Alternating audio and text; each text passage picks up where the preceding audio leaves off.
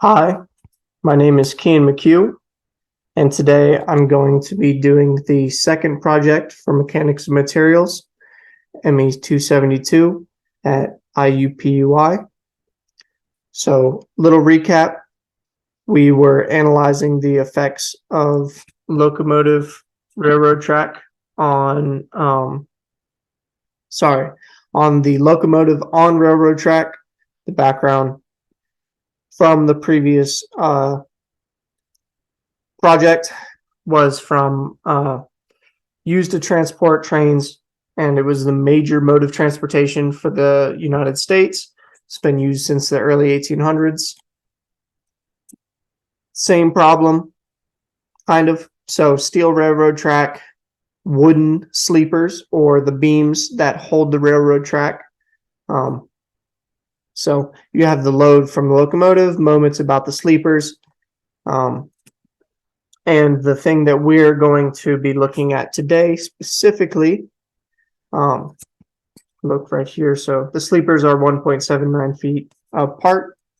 That's important to mention. So for this project, we are going to find the largest load, the value P, that the locomotive can place onto the beam, in this case, from our class, since we are doing beams in chapter 5 and 6 and 4, that can be applied at a point between the two wooden beams. So our model here, to add a little bit of interest to the problem that we're analyzing, the force P is offset to the left on the beam. They are both pinned points, so it is statically determinate. And we have our giving and knowns. So maximum normal stress that the beam can take is 65 ksi. Our larging shearing stress is 39 ksi. And we are given the distances between A, B, and C, as well as the section modulus and the depth pulled from, I believe, Appendix E of our textbook for the beam used as railroad tracks, as well as the web thickness, also from the appendix. So here are the hand-done calculations that were used to solve this problem. And at first, we have our free body diagram similar to the one previous. And first, we summed the moment about C and A to get our reaction forces at both A and C, our pin points.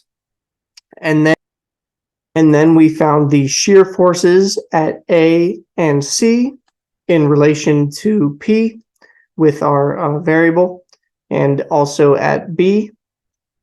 And then we found the moments at B, and then all of that information was plugged into our max normal stress and our max shearing stress equations, and our knowns were then plugged in at that point, and we found two values for P, one being 5,242 kips and the other being 11,010 kips.